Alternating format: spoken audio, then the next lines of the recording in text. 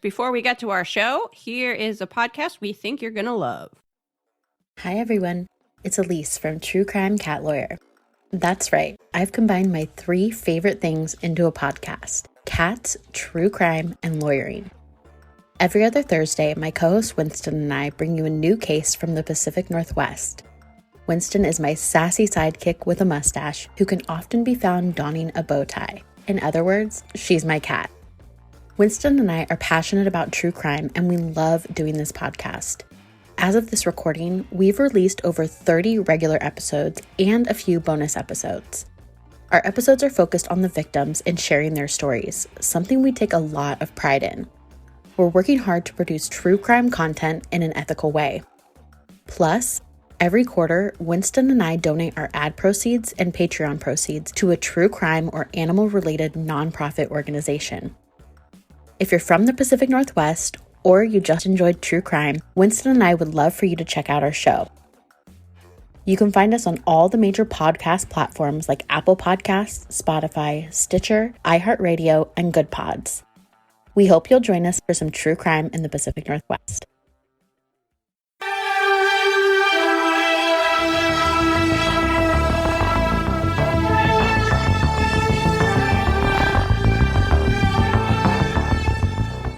Hello and welcome. It's Perhaps It's You, your favorite unofficial Unsolved Mysteries rewatch podcast. I'm Liz. I'm Samantha.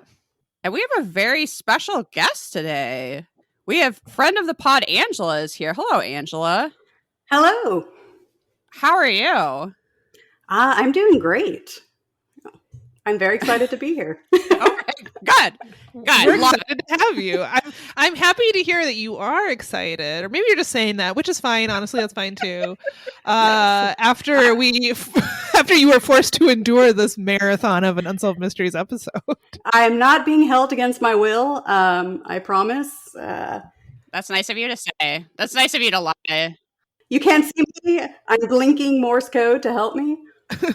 Well, it's an audio medium, I'm afraid. So we're safe. Angela actually volunteered to come on this episode. I don't know if she realized how fucking long this episode would be. We are on season 7, episode 6. But Angela has some professional experience that she wanted to lend her expertise to the Centerville Letters. Yes, it's the Circleville Letters, which. Yes, I'm an expert. Yep, that's my only expertise. Is I just know the city. That's about it. Yeah. Look, it's more than I know, clearly. So it's good that we have you here. I think that really sets the tone of how enthused I am to do this, how knowledgeable I am. Angela, do you want to toot your own horn a little bit and tell people about your experience and expertise, your wisdom and knowledge? Sure.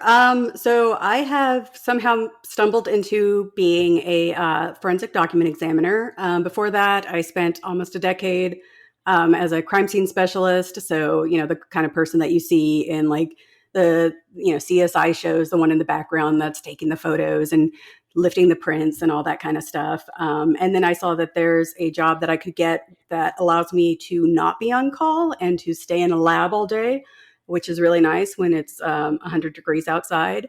So, sure. So about 5 years ago, I switched from being out into the field to being in the field. I did my 2-year industry standard training in forensic document examination, which is nothing to do with like graphology, which is, assigning characteristics to handwriting. I don't do that. That is not a science. That is something that I will just automatically say that you are a serial killer. That's my go-to. If anyone asks me, yeah. I know Angela because we were both in Las Cruces, New Mexico at the same time. And Angela has only had the coolest jobs I've ever heard of. She was working as an archaeologist at that time. Yes. And then before that, I worked as very briefly worked as a medical death investigator for the ME's office. And yeah, I mean, all of these jobs I pretty much stumbled into. Like my degrees have really nothing to do with anything that I actually have made a living at, except for the fact that they're somehow forensics related. So yeah, just kind of, people asked me when I was an archaeologist, did I want to be an archaeologist when I grew up? And I did not. Did you want to be a CSI when you grew up? Like, no, I did not. But yeah, they were good jobs and I had a lot of fun. And which I mean, is kind of a weird thing to say about, because I know that like everybody's day was like their worst day when I showed up, even though it was just a regular day for me. But sure, yeah. But it was, it was always different, always interesting. So I think I've told a few stories about you on the podcast, and one was definitely that when I met you and you said that you had a degree in forensic anthropology, I was like, oh, like bones, and your face just fell. Because you had heard that so many times. And also, no, it's nothing like Bones. Obviously, that's the stupidest show ever. Like, yeah, that actually has nothing to do with anything, Liz. Thank you. Thanks for that insight. Yeah. Well, I mean, to be fair, though, that seemed to be like the white girl degree du jour at the time, because I've met so many people. Yeah, like my age, my demographic, that, we have forensic archaeology or forensic anthropology degrees, and we're like doing things like DNA or crime scene, or, tissue donations, things like that. Things that are also incredibly interesting. But yeah, very different, I think, than what a lot of us studied. It's because everybody wanted to be Scully, right? I assume. Oh, absolutely. Like, absolutely. There was a day that I went to work where I had just, cut my hair and, had it dyed red and just felt really great, and walked past a mirror, and I wasn't wearing a duster. I was wearing a windbreaker. But it was like, oh my God, I have arrived. Like, it's finally, it's finally, yeah, it was happening. Yeah. Angela, as a former CSI, what is your experience like watching a show like Unsolved Mysteries? Oh, Unsolved Mysteries, it's, I gotta admit, I haven't watched any of the new ones because there's no stack, so why bother? Yeah. I have listened, though, to all the Patreon episodes. So I feel like, I've watched them through you. So well, there are things that with Unsolved Mysteries, fortunately, it took place, several, basically like in ancient times as far as forensic science is concerned. So there are a lot of things that I can just be like, all right, well, they didn't know. They are just incompetent. Unfortunately, I mean, these are things that we absolutely are still running into today with a lot of law enforcement agencies. But there's also that kind of like, all right, well, this is, this is something that you can see where they went wrong or what they did that, it could be helpful in the future. So things like that, it's kind of good. I can't watch CSI shows. I'm really bad about watching any kind of crime drama. I think that's why I like crime podcasts, because it is kind of like just people telling these stories without trying to add any kind of, with adding like their personality, but not adding some kind of like expertise that, I prefer listening to women talk about crime better than I do actually watching the shows. It has to have some kind of like supernatural element to it. Like, I really liked iZombie, because if you can pretend that, if you relax enough to say like, okay, zombies exist in this world, then it doesn't matter what they do as far as the forensics is concerned. How wrong it is. Right. It's like, yeah. So things like that, I enjoy. Speaking of Scully, I really did like The Fall because Gillian Anderson was in it, and there was a lot of forensic stuff that they got right in that, including, they walked into a room and they had left the number markers for the crime scene stuff. And I immediately turned to my husband and I was like, those little bitches are so expensive. Nobody would have done that. And Gillian Anderson's character immediately starts picking them up because she knows. Putting the gloves on. I can't stand it when somebody just picks something up with the glove, but doesn't put the glove on. That's my number one pet peeve. Yeah. Sure. Well, it's interesting to hear you say that, like, a lot of what we see forensics wise in Unsolved Mysteries might be wrong, but you can at least still enjoy the show because you can say, well, it was a different time and we've learned from things like this since then. Yes, like different times, even different countries. I'm like, I don't know what their procedure is. Like, Yeah.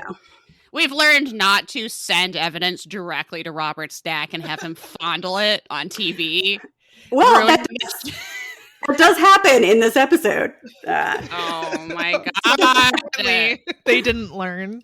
No. Oh my God. I will be mad about that for the rest of my days. That is shocking. Yeah. Wow.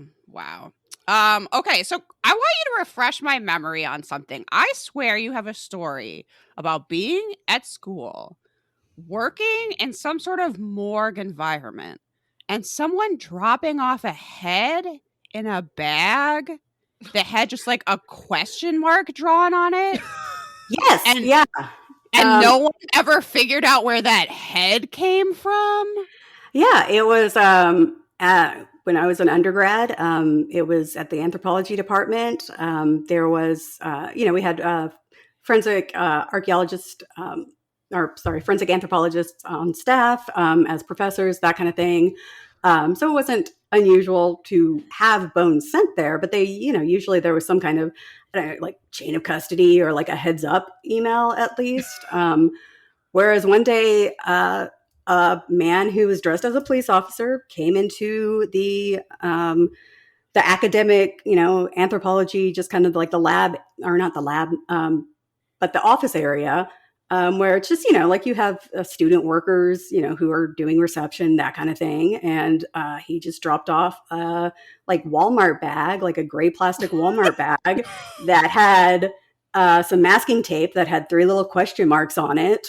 And inside was a skull. And he told the girl there that like he was told to drop this off. And she was like, oh, okay. And she took it and he left and she had this and nobody exchanged any kind of information. So it was just oh my God. Yeah. That was Jack the Ripper. End of story. Yes. Okay. Yes. Was there any information that was able to be gleaned about the head? Was it an old skull? Was it recently removed from its body? It looked like it had been. It hadn't been on a body pretty recently. Like it looked like it had probably been buried at some point in time. It wasn't a fresh. It didn't still have tissue on it and that kind of thing. It was just the kind of stuff that you would see. Yeah, just any kind of. Just a regular skull, just a regular human skull you have kicking around. Yeah, you're cleaning out your parents' garage and you're like, oh man, not this thing again. Yeah, you just, just put it in a bag. Question mark. Oh my God. Yeah. Well, 3 question marks. They really were really confused. They were like, whoa. Or it was the Riddler. We'll never know. That's the real key. That's true. Yeah, you have all the best stories because, that's just, I'll never forget that. Who could? Yeah. The mysterious skull that was just left somewhere. I don't know if they're the best stories, but I just, it was about a year working as in forensic documents where we had some new people come in and we were kind of telling everyone about ourselves and somehow it got onto like other people, like using a word to describe somebody. And somebody said like, well, I don't know, like Angela, I guess death. And I was like, what do you mean?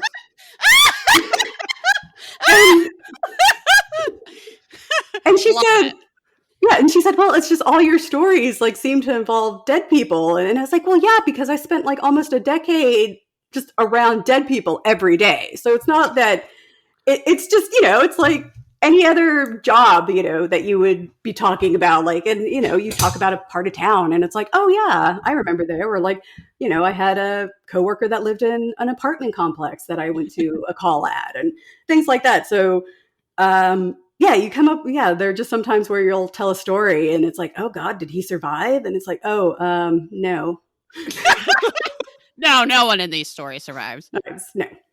I also remember you being part, at least briefly, of some sort of paranormal investigation group.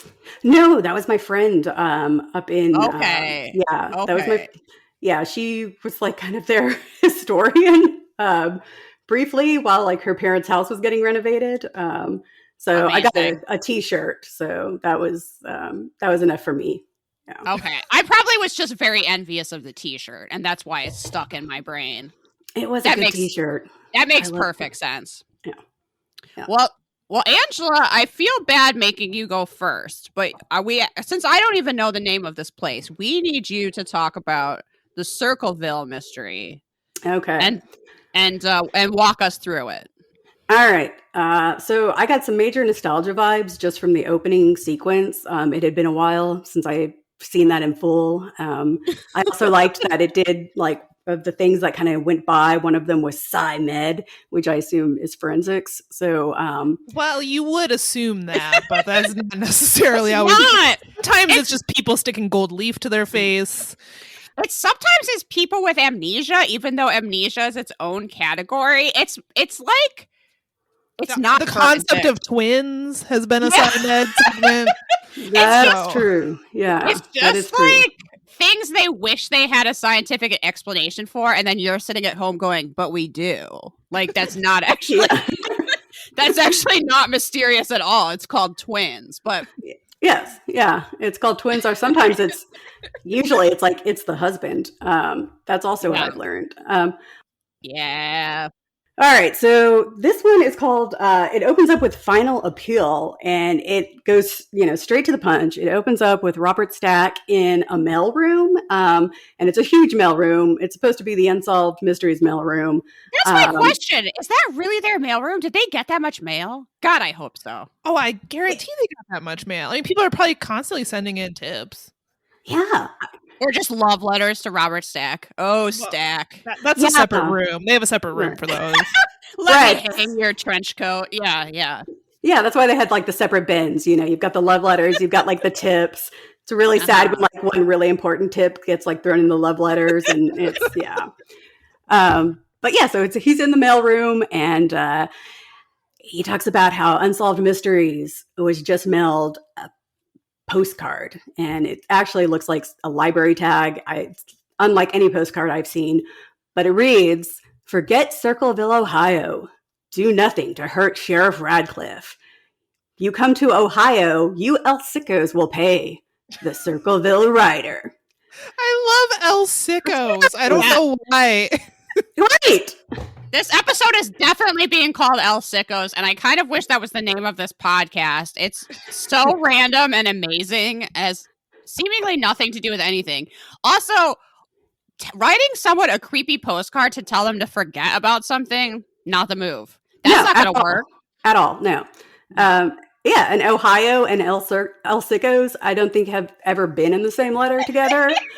So yeah, it is just totally bizarre. So Circleville, Ohio, the Circleville Rider, we're starting in like 1976, and several Circleville, Ohio residents have started to receive strange letters that are detailing personal information about their lives. And Circleville, Ohio, they say it's about 30 miles south of Columbus, and it's known for its pumpkin show. There are 214 days until the next one, and call me basic, but I love anything pumpkin. So, I was going to ask if we should do a road trip to Circleville to see this pumpkin show. Honestly, most interesting thing about Circleville. Who cares about these letters? Tell me more about the pumpkin show. Yeah, they've got pumpkin everything. They've got little Miss Pumpkin. They've got pumpkin pageants, like who can grow the biggest pumpkin, all kinds of food. They have a pumpkin water tower that was not shown in the Unsolved Mysteries. Yeah. And I'm really, bummed about that. Yeah, they did not go at all into the pumpkin show. This is all my research. Angela, we're meeting you there. I don't want to miss another pumpkin show. 214 days. I'll see you there. Okay, Mary Gillespie, she's kind of our main character here. She's a bus driver at the local school district, and she received a letter accusing her of having an affair with the superintendent. And it was postmarked from Columbus, Ohio, and it had no return address. The writer told me... So weird. Like, who cares if a bus driver is having an affair with a superintendent? Right. And it's a really tiny, school district, apparently. So, it's just okay. Okay. Fine. That's really none of my business. Am I her husband? I don't care. Yeah. And we really don't get any information about the other strange letters that people are receiving. And I assume it's because a lot of them are just kind of like, okay, like, this is weird, but or whatever. So, yeah, the writer also told Mary that they'd been observing her house and that they knew she had kids. And so they have the voiceover. They have somebody reading the letters. It's very dramatic. It sounds like they don't know if they're like trying to be, like Batman or Batman villain. But they're going the whole range. And, it's like, this is not a joke. And please take it serious, which just is, irritates me. But yeah, so of course you read something that says, please take serious. You're not going to take that seriously. I wouldn't. By the same person that uses the phrase "El Sickos," like right? What? Yeah. So, so Mary, she received like another letter, kind of similar, about a week later. She keeps them to herself, but then her husband Ron, he received one as well. And in this reenactment, Mary's not too convincing, first of all, about the oh yes, I don't know what these are about. They're not true, but I didn't tell you. Ron is like, he's trying to bring the gun show to this raspberry polo that he's wearing. Like, it could not get any tighter on this man. She's wearing some baggy short sleeve button downs that you see like church ladies wearing. Ron is trying to bust out of this polo. And the letter stated that if Ron did not stop his wife's affair, his life would be in danger. We get a close. Who cares? I'm so confused. Exactly. And we get a close up on the words "in danger." More dramatic voiceovers are read. They're threatening to go public by broadcasting the affair on TVs, CB radios, and billboards. Because again, who cares? And if somebody wants to spend the money to broadcast something about me on a billboard, that's their problem, man. That's dedication.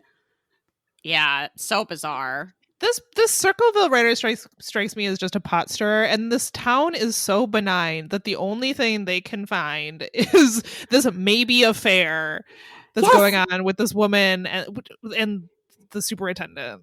I would be much more intrigued by if there was favoritism in the pumpkin show. Is the pageant rigged? Tell me that on a billboard. Right.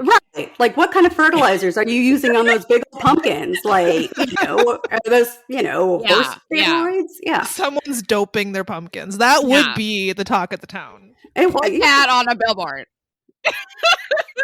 So then I guess, you could see this is why this is big news in this town, I guess then.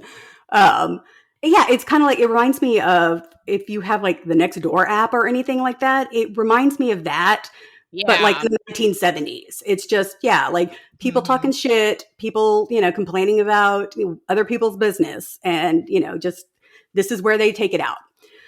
I saw a really great, this was not local, but I saw a really great Nextdoor post recently. I sent this to Samantha that literally someone was like, the house across from me, did anyone else see that at 5:30 a car pulled into the garage? They usually park in the driveway, Angela, but that day they actually pulled into the garage that they own.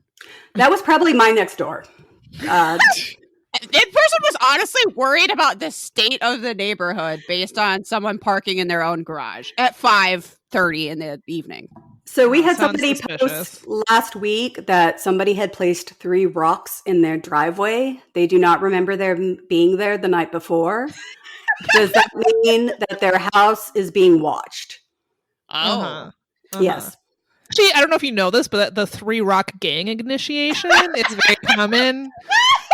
It's true. Yeah. It's true. Fortunately, if there were 4 rocks, I don't even think she'd be able to post. She'd be dead by now. So yeah, that's true. She's just lucky it wasn't 4 rocks. Yeah. Someone once left a taxidermied iguana in my parents' driveway.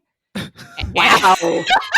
And we had that thing for years, and it turned out that it was from the neighbors across the street. I'm sure the kids just left it there. They thought it was funny, but they were like mad that we had kept it. I was like, you didn't put it in our driveway, and it's been just hanging out in the linen closet all this time, so that when we go get like a pillow sheet or something, we're like, oh yeah, the iguana. That's funny. Yeah.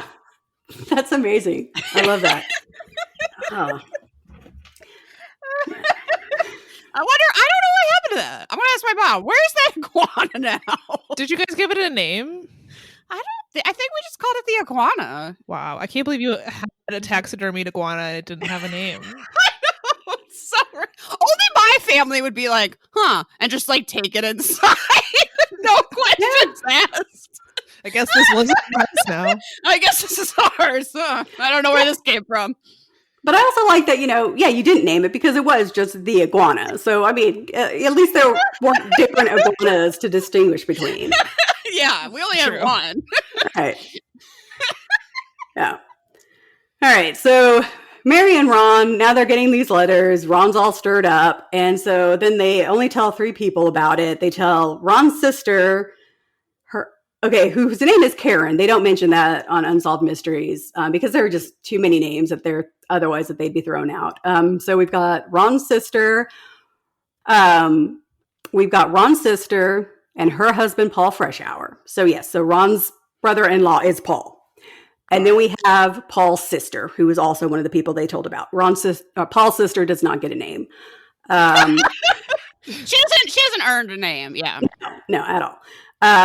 And they just show them like in the reenactment, they're in this kitchen that looks like my in-laws kitchen from like the 1970s. It is. I love it. Yeah, very brown. You got some yellow floral wallpaper in the background. You've got those little room dividers, those little like finial room dividers. Spindle things. Yeah. Yes. Yeah. And so their plan is they decide to have that they're going to write letters to the suspect that, because they think they know who's sending them, claiming that they know who he is. And during the reenactment, they bring up a movie called I Know Who You Are. I looked it up, and I don't know if that was like something that CBS was promoting at that time or whatnot, but I did not find a title for that. They just made it up. Right, because I wanted to see how did that end? Because, if it ends disastrously, then they, should have known better. But, and then Ron tells Paul, you do it, you proof well. And at this point, we're actually introduced to Paul on Unsolved Mysteries. He's a little talking head. He sounds like he should be panning for gold. And he's just really casual about how they only wrote 4 or 5 letters, which in my opinion seems kind of like a lot. They only wrote 4 or 5 taunting letters. Okay. Right. They were taunting. They weren't violent, but they never say who they sent them to, or who they were harassing. Maybe they have a pending lawsuit. I don't know. But as far as they're concerned, the plan works. The letters stopped for several weeks, and then we find ourselves August 19th, 1977. So Ron receives a phone call from the alleged writer. Mary was out of town at this time. They don't say that in Unsolved Mysteries, but I just know this because, I know way too much about this case. So Mary was out of town at the time. It was just their kids at home. They had 2 kids, and there's not really a consensus on what was said, but it was something along the lines of I know who you are. We're going to end this. And they, seem to believe that it was Ron confirming his suspicion of who the writer was. So Ron grabs his gun and he leaves in his pickup truck. Unsolved Mysteries makes a point to say that the writer had mentioned the same red and white truck in the letters. And Stack says that perhaps he was too angry to care. It's their truck. He knows where they live. It's 1977. I don't know if there are taxis out in the middle of Ohio or he's not taking an Uber. So yeah, I don't know that they had another it's not that he was like, well, I'll take the Bentley today. I don't know that he has another vehicle. He has a bitchin' red and white truck. That's what he's got. Yeah. Yeah, but it's very victim blamey. Oh, he took that truck. It's because Robert Stack cannot imagine a life where you only have one car. Like, that's just like beyond him. That is true. Yes, that makes a lot of sense. Yep. Like, he should have taken his yacht. What was he thinking? Yeah. Why didn't he have his security guard just find out who wrote the letters?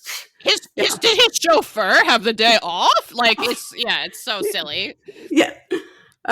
So a few minutes later, and like it's seconds later in the show, Ron was found dead in his pickup truck. He had crashed into a tree in an intersection. And then they say that it looked like Ron had fired at least one shot in his gun before crashing. And the reenactment shows this really cringy, improper handling of the gun, of them just like taking out the bullets of the revolver, just like flashing them around like, ooh, one's been fired. But it also doesn't mention, like, if it's a revolver, I mean, yeah, it could be that could have been shot anytime before the crash. So, like, there's no mention of like, oh, yes, it smelled like, gunshots. Right. Yeah. So, yeah. They just wanted to make sure they got their fingerprints all over it. They were like, what bullets are in here? Let's touch those. Let's make sure we touch every part of this gun. Well, to be fair, they were holding the gun with a handkerchief, but then they dumped the bullets out into their bare hand. So, yeah. Did they train you to hold things with handkerchiefs if you didn't have gloves available? And to pick up stuff with pencils that we kept behind our ears? Yeah, absolutely. Absolutely. Just to get nice DNA, nice ear DNA on there. Mm-hmm. Yeah. The medical examiner investigators, they learned about proper poking people with stick. Yes. I'm starting to think I could be good at this now. If it's just touching things with handkerchiefs, poking things with sticks, I can do that. Absolutely. I'm great at poking things with sticks. Actually, I'm great at it. Yeah. So yeah, I mean, I'd say apply next time a position comes open. Okay, thank you. Yes, I'll be your reference. So yeah, my resume is just great at poking things with sticks. I have never seen anyone poke something with a stick like Liz does. Let me tell you. If it's dead, she's gonna poke it. Yeah. All right. So yeah, so then we talk about Sheriff Dwight Radcliffe. So he, leave him alone, Angela, you sicko, you sicko. Well, surprisingly, he did not agree to be on Unsolved Mysteries. He said fuck no to being interviewed because I imagine he is so done with this. But they did show a picture of him, like he has no mustache, but like the photo they used, like he has these square glasses frames that just match his square face perfectly. He's kind of like a cartoon drawing of a sheriff. Exactly. Yeah. Yeah. So, he questioned and eliminated at least one suspect in the case, which I hopefully assume is the person they thought, that they were writing the creepy letters to.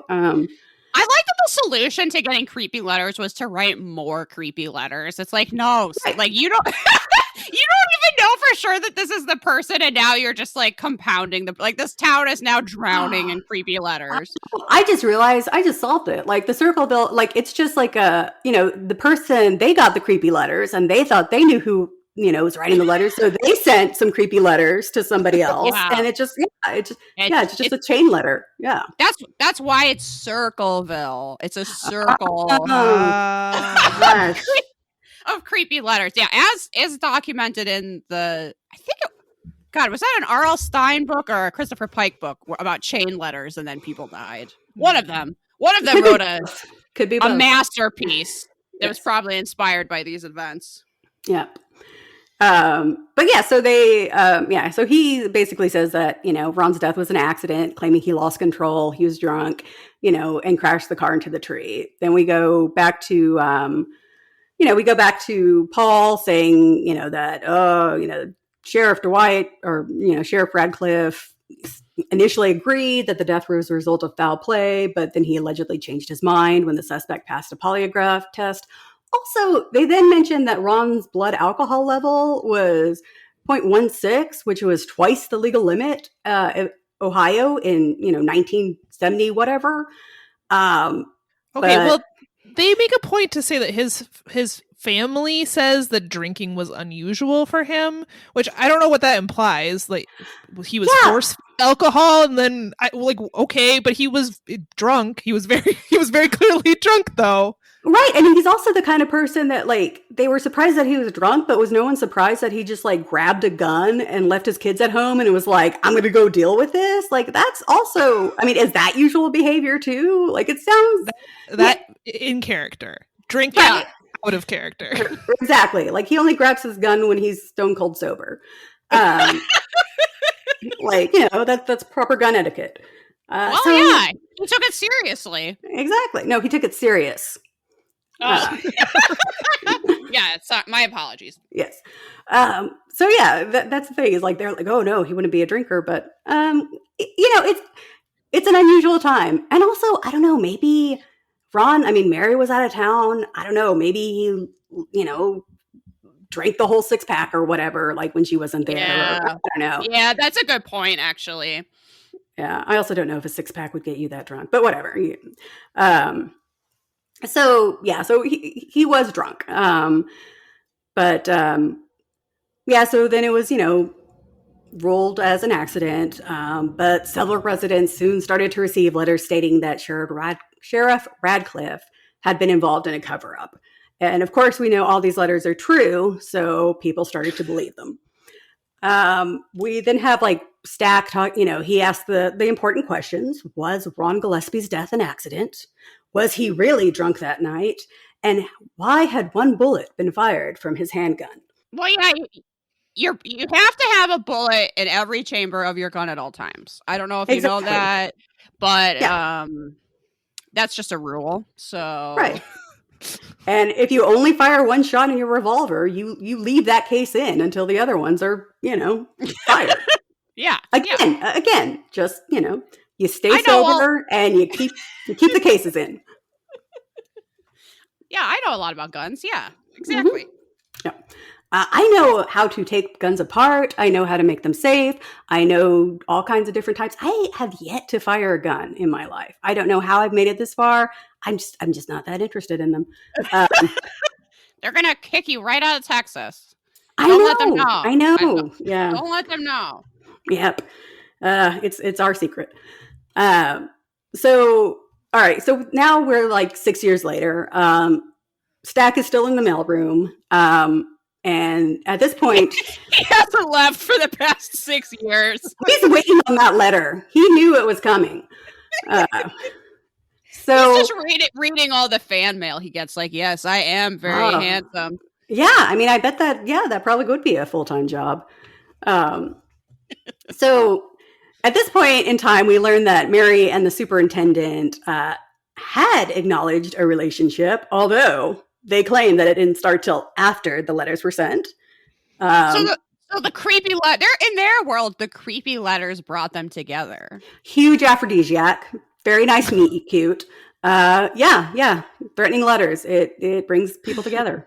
I want to see like the equivalent of a Hallmark Christmas movie, but maybe like a Halloween Hallmark movie where threatening letters causes a budding romance. That would be nice.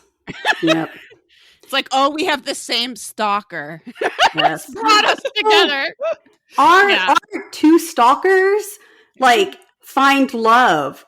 Like, Aww. Yeah. There really is someone for everyone. There is. So this brings us to like 1983. So the letter writer has, at this point, has started to place threatening signs on the road along Mary's bus route. And we see Mary rolling down the street in her big bus, daydreaming, not paying any attention to the road. But then she, like being a terrible bus driver. Yeah. Yes. Not acting like a woman who has lost her husband in a car wreck. But yeah, just not at all caring. But then she sees a sign, says Tracy Gillespie sucks. And this is the straw that breaks the camel's back. Tracy is her daughter. Nobody's going to be talking shit about her daughter. The sign is great. It is just a board that Unsolved Mysteries wrote. Tracy Gillespie sucks. Okay. Did either of you watch the 48 Hours Circleville Letters episode? No. Okay, I need to watch it. I meant to rewatch it because it came out last year and I watched it a few months ago. And I'm certain that the sign that they show in Unsolved Mysteries looks so different than the sign they show in that 48 Hours episode. And I really want to know which one is accurate because, yeah, the sign in the Unsolved Mysteries episode, first of all, is like in the woods for some reason. Yeah. And it's just like a plank that they wrote with the Sharpie. Tracy sucks. I swear, I remember in the 48 Hours episode, it was a giant like bed sheet in the middle of a field that someone had like spray painted. Very, very different. Yeah. And I think that would probably be more accurate because I don't know if just a little tiny sign like Tracy Gillespie sucks. That you wouldn't even see it. It's like in the woods. Yeah. You just drive right by. I want to know where that plank is today and can I have it?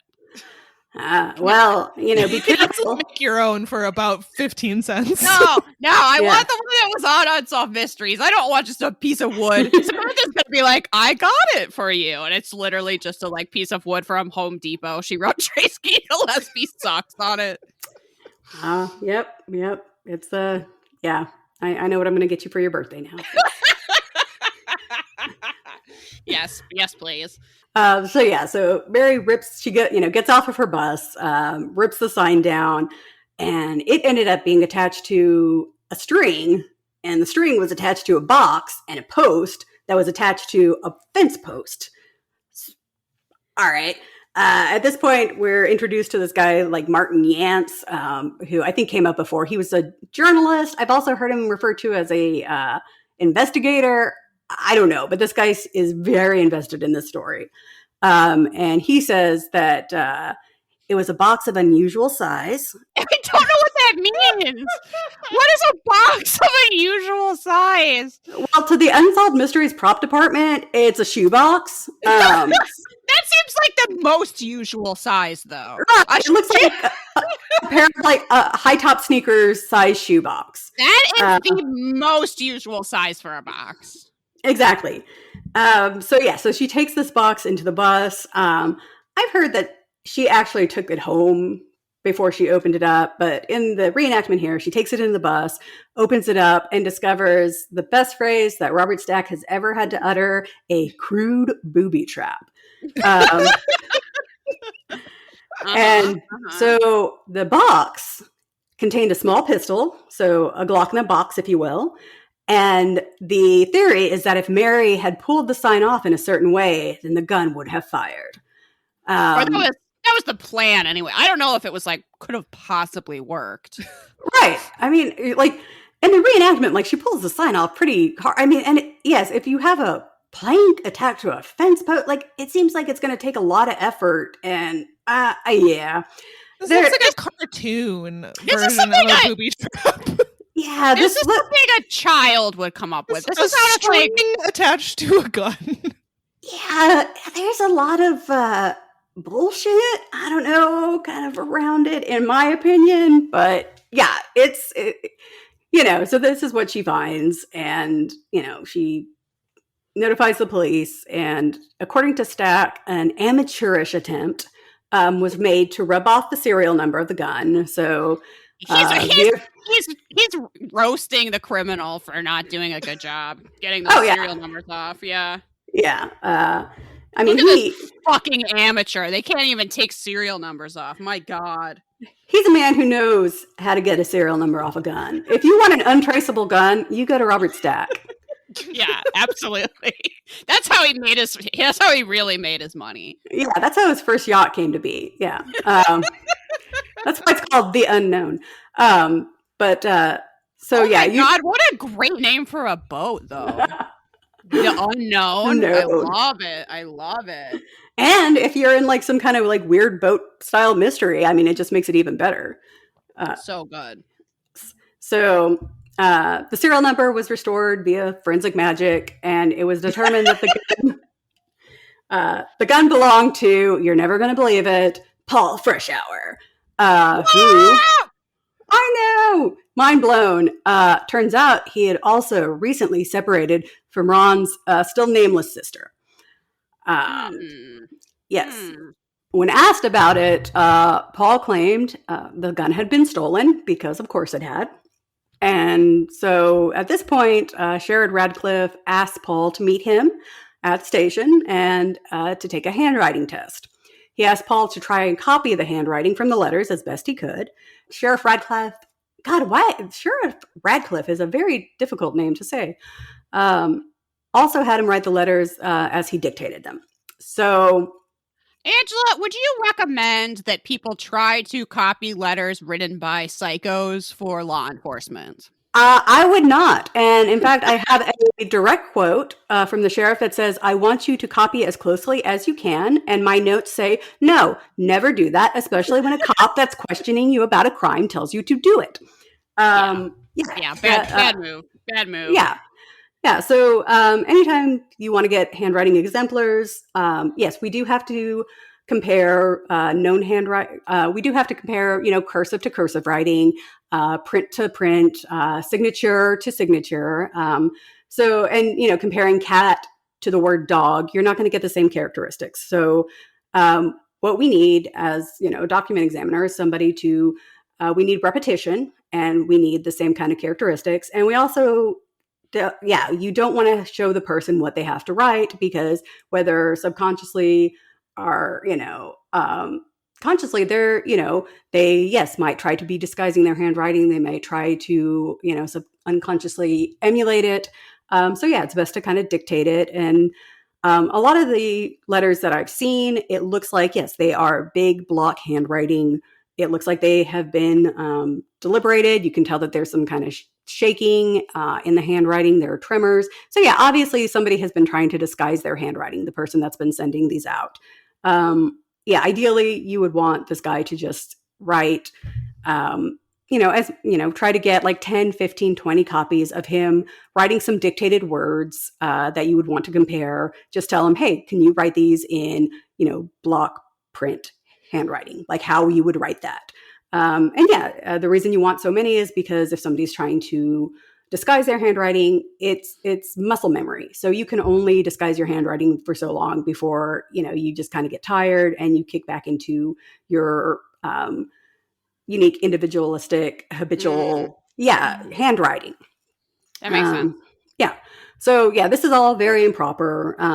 The expert that they got, he said it was improper, but then they also said that the expert said that they could have been written by him, meaning we don't know. I mean, could he have had the skill level? I mean, sure, they're pretty low skill level, also deliberated, but also why did we automatically assume, why was the immediate jump to that the gun belonged to the Circleville writer? Why are they assuming that it's the same person? Because also, again, if you're going to write on a sign, if it is a bed sheet and you're using spray paint, that's not going to be the same kind of handwriting. You're going to use different body motions. It's a different medium. It's going to be totally different.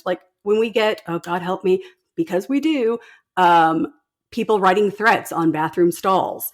When we want those exemplars, we're going to ask them to hey, use a marker, put some paper on a wall and have them write the exemplar that way, because you're going to use a different body motion. Same with a wood. I mean, when was the last time you wrote something on wood with a Sharpie? It's it's going to look different. Yeah, absolutely. I mean, and even if you are trying to if you're trying to disguise your handwriting, still it's going to be different on a piece of wood as it would a piece of paper. There's really no reason why they jump to the conclusion that the gun and the Circleville writer are one and the same. I assume it's just because of that it was attached to the sign. Then Paul, after this whole debacle with the handwriting, Paul and the sheriff go to Paul's garage, which is in the reenactment, it is the most open air garage I've ever seen. A bunch of natural light flowing in. I mean, you could do a photo shoot in there. It would be great. And he showed him where his gun was kept. His now missing, not missing gun, which, exactly. It's right out in the open.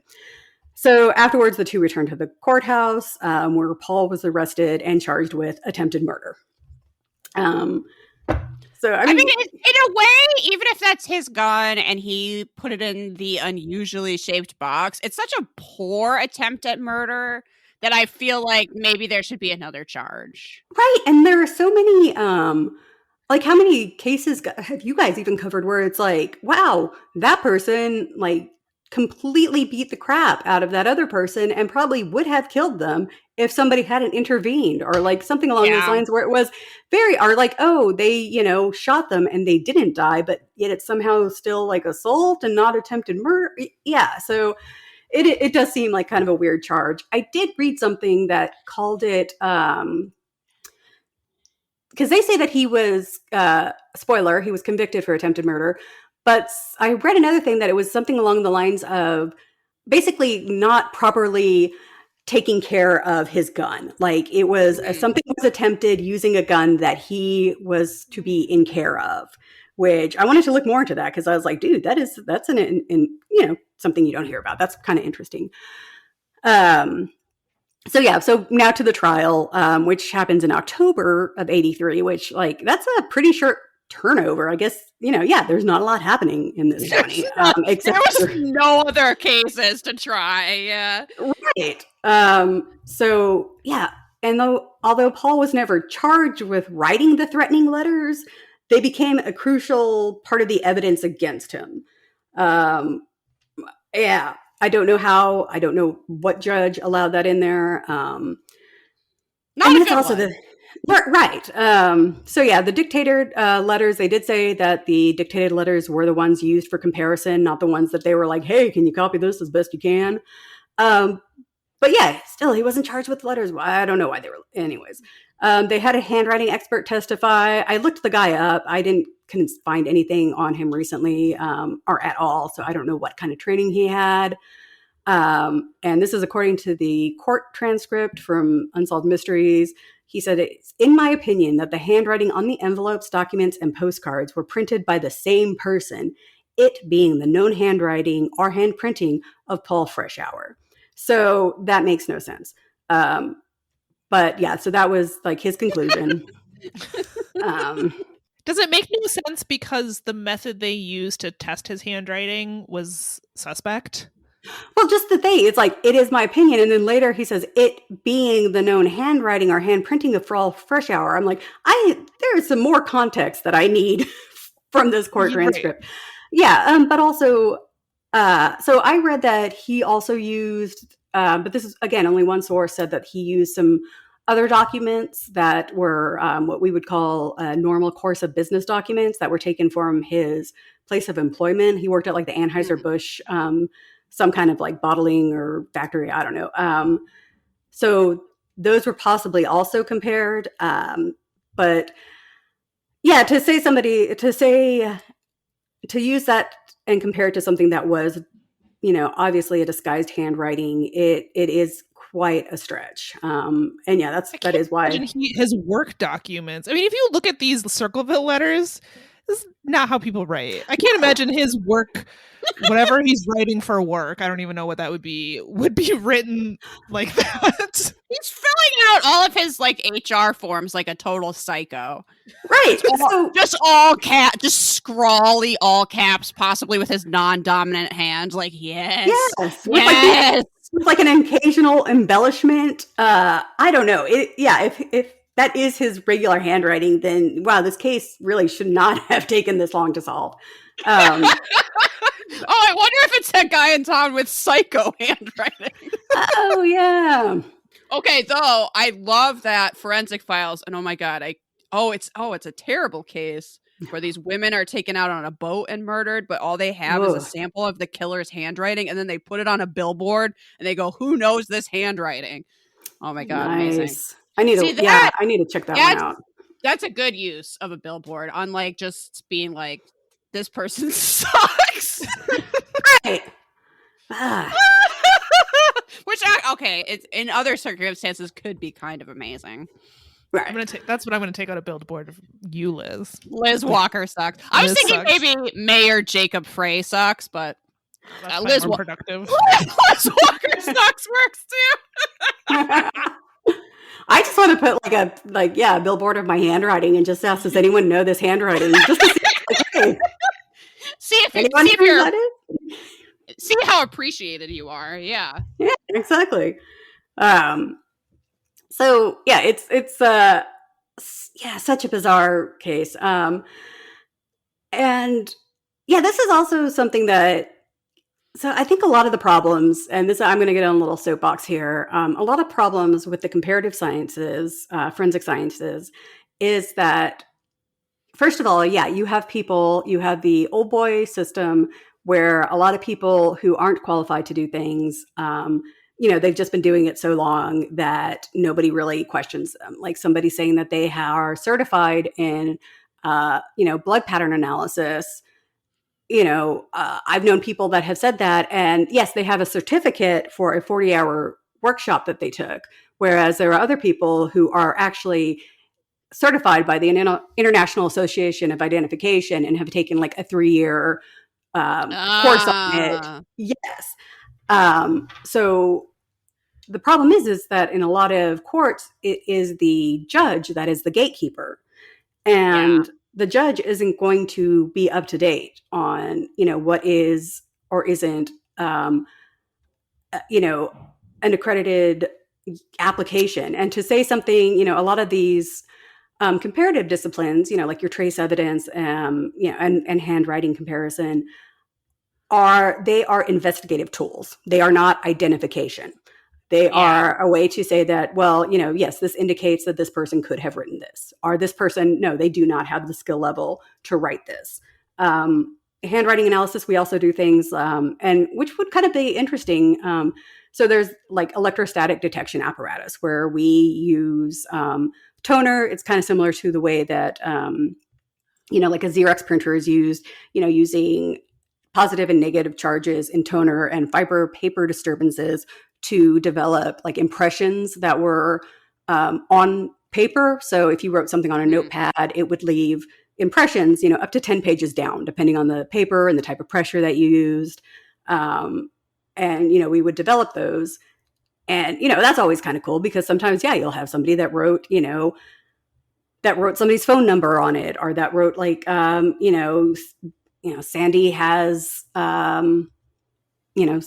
Sandy has a dental appointment, blah, blah, blah, and things like that. They wrote it on a letter. Liz Walker sucks, that sort of thing. Yeah. That sort of thing. Yes, we develop that all the time. Oh, actually. That would be fascinating. Yeah. The Fall, again, because I just love that show. It actually used an ESDA to develop like one of the notes that was left behind, like somebody at one of the scenes, like the little girl's, the killer's daughter's drawing was developed, and I was like, yes, I love this. So it would be kind of been cool. I know ESDAs were around then, but I don't think that they were used that often. But yeah, things like that are like, did they not try to process them for fingerprints? I don't know. It's just such a weird.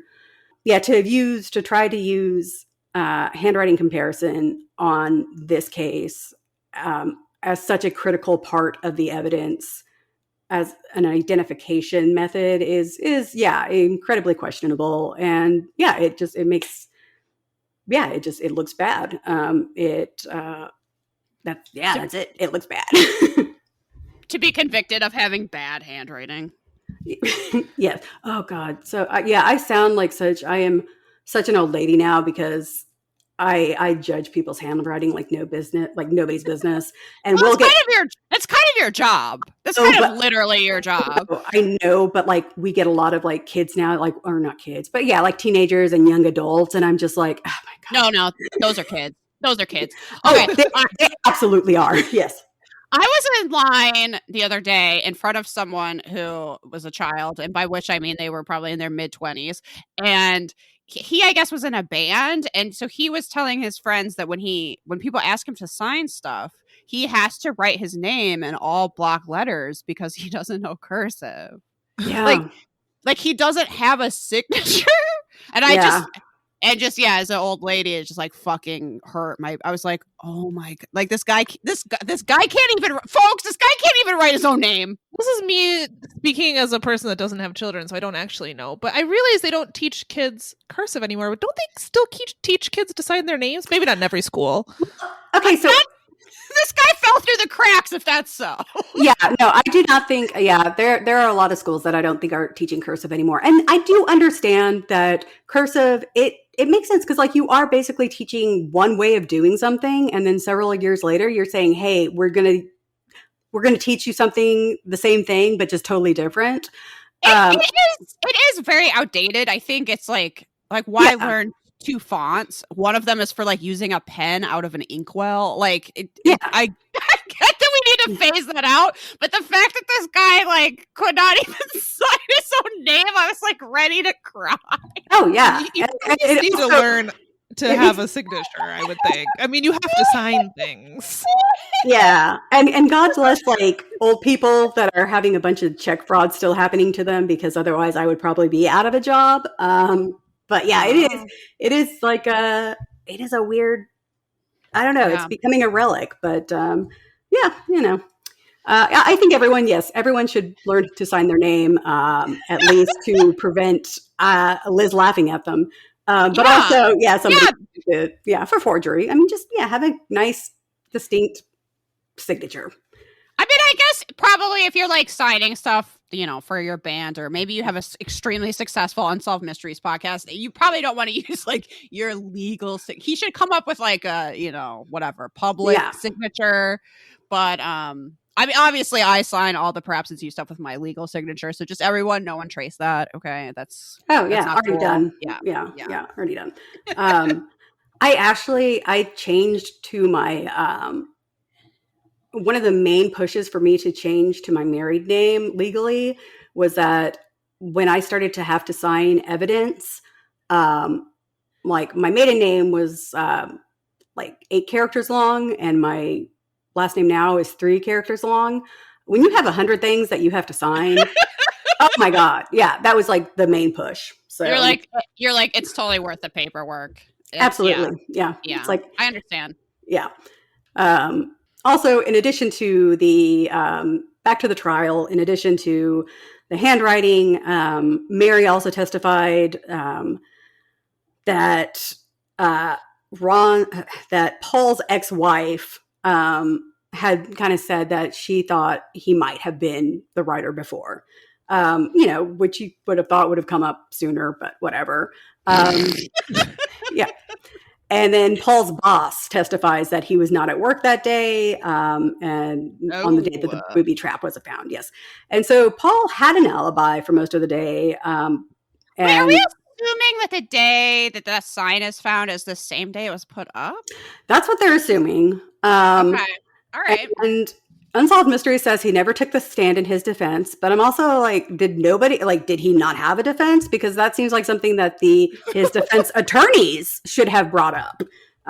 He didn't have to take the stand for that to have been pointed out. But he was found guilty, and he was given a 7 to 24 year sentence, which they say is the maximum penalty. That's a really weird period of time. That seems like I don't know, 7 years, maybe 24. We'll see. Yeah, you know, see how you acclimate, that kind of thing. You know, so less than a decade, more than 2 decades. We'll see how it works out. Yeah, it's very weird. So yeah, with Paul behind bars, everyone thought the letters would stop, and then the music gets really dramatic, and everyone was wrong. Obviously, or this wouldn't be on Unsolved Mysteries. It would be guy went to jail. We solved it. So, oh God, well, you know, one of y'all's stories, there was a part of me that I was like, oh God, I'm glad that that they found who did it. And they was like, oh, wait a second. Why is this on Unsolved Mysteries? No. Yes. Yeah. The letters didn't stop. Paul himself received letters from the writer saying that, you know, he was determined to keep him there. Others received letters postmarked from Columbus, even though Paul was in prison in Lima. And even though he was in solitary confinement, the letters kept arriving. And in Unsolved Mysteries, the reenactment, they take him from a single cell room all by himself upstairs to another single cell room all by himself to show that he was in solitary confinement. I do not understand why they had to put him in solitary. Why they had to put him in solitary confinement to determine if he was somehow sending these letters from prison. Like, what is the security system like at this prison that they couldn't tell if he was smuggling letters out or not? All right, so here's the tea on Paul that Unsolved Mysteries does not mention. Paul used to be a prison guard. He had been a prison guard up until he was involved in a major, like 30-something hour prison riot that he was held hostage at, like that took place in the 70s. So not that long ago. So oh shit. Right. So major trauma. He also knew kind of obviously how the system worked. I don't know if I don't know where he was at. I don't know if he knew people that were there. His former coworkers are now like keeping him incarcerated. I don't know. I mean, that's a nightmare. That's a nightmare right there. That you're like, absolutely. oh, hey Bob, yeah, I'm in a prison now. Yeah. Please let me have my food and please don't kick me. Yeah. Oh, God. So, it was a 30-hour ordeal at the Ohio State Penitentiary in 1968. So, I mean, still, not too long ago. And it wasn't the 70s, but still not, that long. Yeah, no, it seems very possible he would know people. Yeah, exactly. So weird. That's so weird. Yeah. And he would also probably know how to, I don't know, if there was a way to kind of get around the system. I imagine he might know how to, or maybe he wrote some letters beforehand. Also, a big part of my job is, prison correspondence. So I know that they're heavily look through the mail monitored? monitor. They're heavily monitored. So I imagine they probably were at the time then. I also imagine though that they're probably getting a lot more letters and receiving a lot more letters than we were. Right. So that might be why they were putting him in solitary, because they were just kind of seeing what was going on. But they don't want him to access a carrier pigeon and attach a creepy note to the pigeon and then have the pigeon fly away. Right. And like, just make sure that you get to Columbus before you drop it, little pigeon. That's all I ask.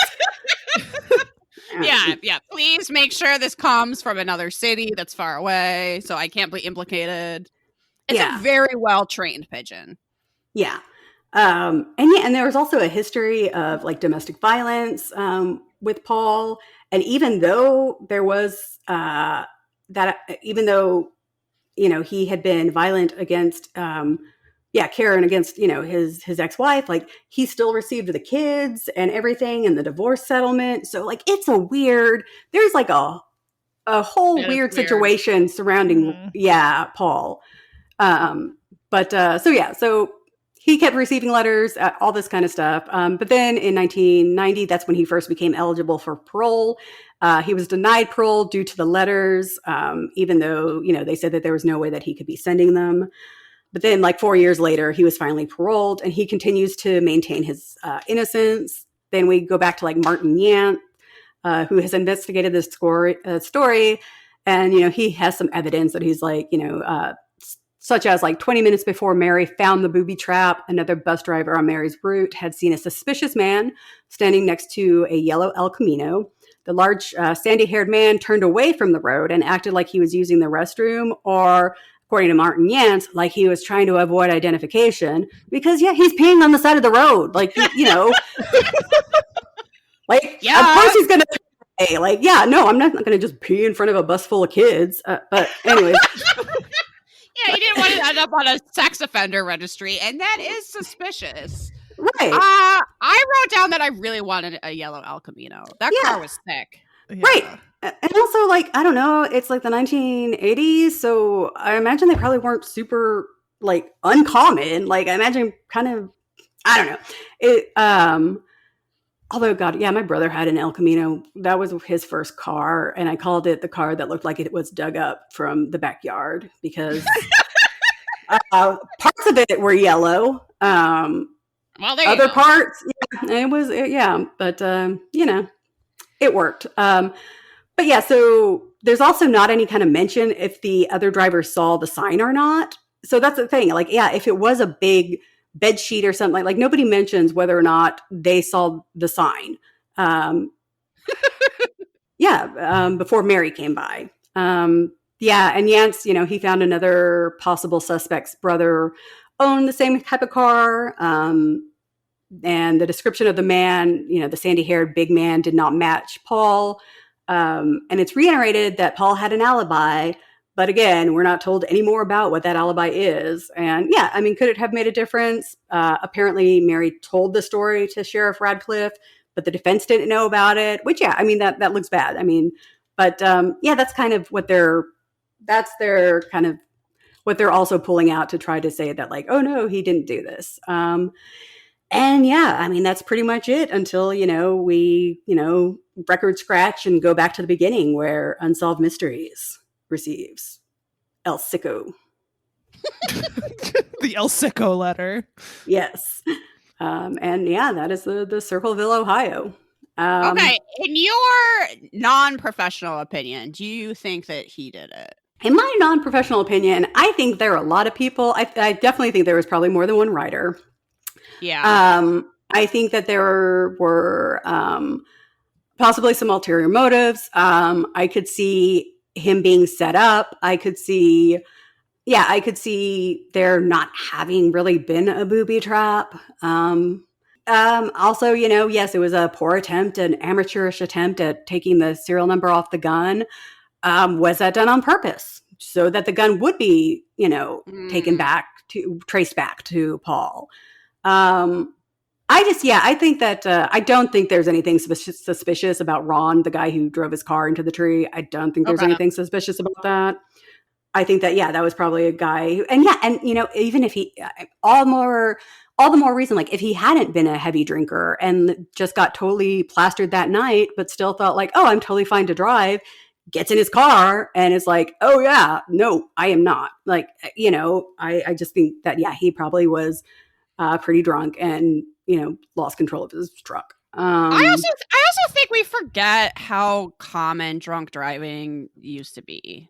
Right. I don't know that he really would have thought much of it. And if he didn't drink, maybe his tolerance wasn't great, or he didn't know what he could handle. And his wife's out of town, and then he gets pissed off, he grabs a gun. It's honestly, I don't even understand really how foul play could play a part. Like, and that was my question. That was my question too. I mean, did someone force him to consume all that alcohol? It seems like they claim there's a cover up by the police. I don't know if they think that the police are just making up the fact that he was drunk, but it seems really unlikely.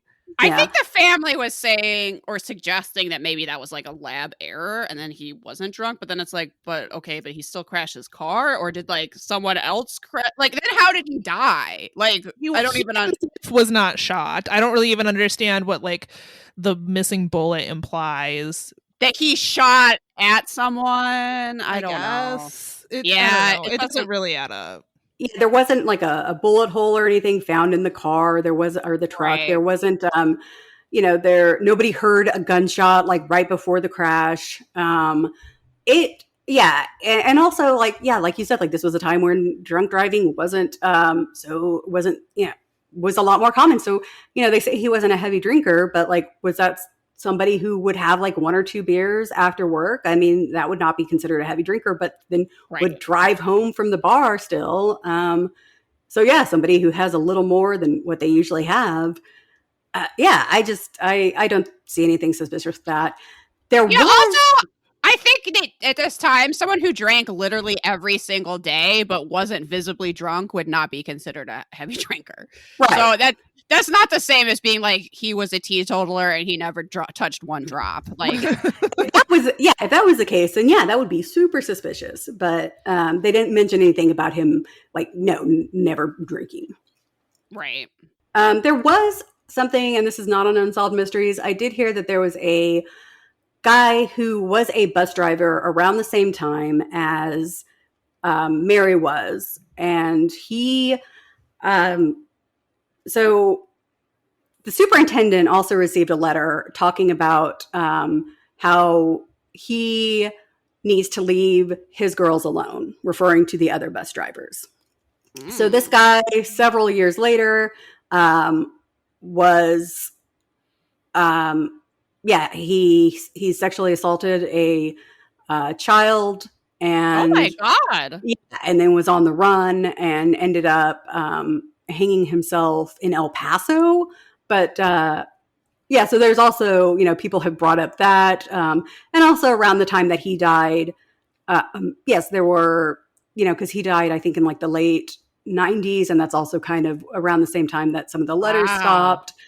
Right. So there is also, that kind of rabbit hole. But yeah, I think a lot of people probably wrote letters. I think different people wrote different letters. I think a lot of people probably got letters and just blew them off because, okay, somebody's writing a letter about like, oh, you double parked at, the grocery store. Yeah. So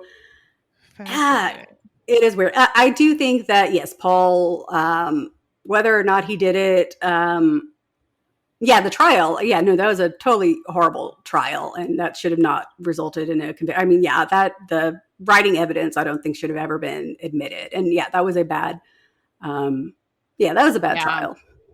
Yeah, but I think the idea of him being set up is fascinating, and I don't know, but if the sign looked in real life like it did in Unsolved Mysteries, it's unfathomable to me that this woman would have spotted it driving down the road.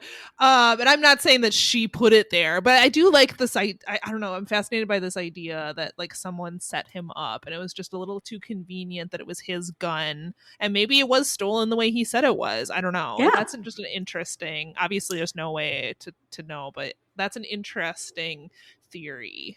Yeah, I mean, that's one thing too that also surprised me working crime scene, and I did property crime for a little bit before I moved to like crimes against persons, and the number of people that leave their gun in their unlocked car and then have it stolen. I mean, I was at least once a week I would go out to a call like that, and it was just like, all right, awesome, yay, that's great. Yes, yeah. Great job, everybody. Oh, curious, in the like forensic document examiner community, is this a case that people like to talk about and have their like? Do people all have their own theories about the Circleville writer? It's spreading. My misspeaking. So the 48 Hours episode was in the forums for a little bit. I've not seen the episode, but I do know that the woman who apparently, said that he was, she fingered Paul as the writer of the letters. She is more of the, her credentials, a lot of them are from the UK. I don't know what their standards are, but she's a practicer of graphology. The places that she's certified from are the kind of like the places that you can go to online and, get get like a, 120-hour course thing saying that, yes, you can tell who a writer is and you can tell what they're, if they're going to be a killer or if they're going, that kind of thing. So she really wasn't that, she wasn't as renowned as the 48 Hours had her built up to be. So I think that was kind of more the thing is just just kind of having to, say like, hey, this is what is considered like standard in the industry. This woman does not have it. Okay, yes. I'm remembering back to watching that episode and I see this woman in my mind's eye and dubious. She made a lot of claims. I recall her making a lot of claims that it seemed like she could not possibly, that no one would stand behind these claims. There's just not evidence to support what she was saying. Yeah, if you have somebody who, because I think she said that like for sure or like 100% or something along those lines that that he was the writer. And again, like you can't. No. You're not going to be able to tell that from this evidence. Yeah, from something that's been deliberated like this. Samantha, do you think you and I should get one of these dubious certifications? Please now go on 48 Hours. Now I'm just like fascinated by how that works and like how at the end of the process we'd be like, wow, we are not qualified to do this. Amazing. Okay. That was fascinating. I'm so happy that you came on the show, Angela. I have to say, you brought a lot of expertise Yes. that we do not have. Well, thank you. And I really appreciate having that insight into this case. It's fascinating. Usually we're just making wild guesses, but yeah, no, it's saying, nice. I don't know. This seems sketchy, but what do I know? Yeah. There's a lot of me going, guess what? I'm not a scientist. Aha. Now we have some actual expert opinion. So this episode is so goddamn long. It's so long, everybody. And Angela had so many insightful details about the Circleville/Centerville letters that we are actually going to make this a two-parter episode. You'll have to come back next week to hear about Agatha Christie and actually a couple other interesting cases. We're going to really plow through an unnecessary update. And then you can hear the rest of this very special episode. Join us next week. Do you want to plug our shit real quick? Sure. I mean, there's the social medias. There's Repod, which you should definitely download. We have a website, perhapsitsyou.com. We have a great Patreon that you should be a part of. This month, Angela, we were talking about the X-Files. We were talking about Pusher. If you remember that episode. That's the one where he can control people with his mind. Yes. Okay. Excellent. Angela and I once went and saw one of the X-Files movies. I can't fucking think of the title. It's the one where there's a two-headed dog and Mulder gets kidnapped. Whatever one that is. Yeah. And then after the movie, we just sat at her place for maybe 45 minutes and went through every single plot hole. And I have to say that is like an ideal movie viewing experience for me. Yeah. Even though it was in Las Cruces where viewing movies was a disaster. The other day, Mac reminded me that not only was like, did someone cut? We had a very terrible time once seeing the movie There Will Be Blood, and a lot of things went wrong during the viewing of that movie. But Mac reminded me that someone came in late, not only with a crying baby, but with helium balloons, and then proceeded to sit like really close to the screen so that the balloons were literally in like everyone's I forgot about that because my recollection of that movie is that the woman I was sitting next to. No, okay. Doesn't matter if you've seen this movie or not. It's literally called There Will Be Blood. You might think things would go wrong in such a movie. Every time the music started to get tense, this woman sitting next to me would go, "Oh God. Oh geez. Oh God. Oh God. Oh no. Oh God." Anyway, but all I want to do is watch an episode of the X-Files and then sit down and be like, my God, that sucked. And here are the 10,000 reasons why. Yep, that sounds great. But were you the one that went to the El Paso Orchestra and somebody had brought in like a bucket of fried chicken? Okay, I went to see a play in El Paso where someone had food they brought in with them from two separate fast food restaurants. Awesome. One was Arby's and one might have been fried chicken. And they literally just sat there eating like they were having a dinner and a show. No one tried to stop them. Yeah. In a way, I'm like, that's probably the best way to see Cat on a Hot Tin Roof. In El Paso, by a train track, so the trains are perpetually going by to ruin the sound. And yeah, a guy's just munching fried chicken behind you. Oh my God. Amazing. Well, I will say you won't have a similar experience to that listening to our Patreon episode, I hope. I mean, if you want to recreate it for yourself, by all means, it's your dollar. Do what you want with it. Yeah. Yeah, that looks special audio experience. You pull up an ASMR of someone eating chicken, you pull up some train noises, and you can recreate that in your own home. Good times. Do you, folks? Well, we will see y'all for the rest of this episode in 2 weeks. Yes. Take care. Solve some mysteries. Keep barking. Bye. Bye. Bye.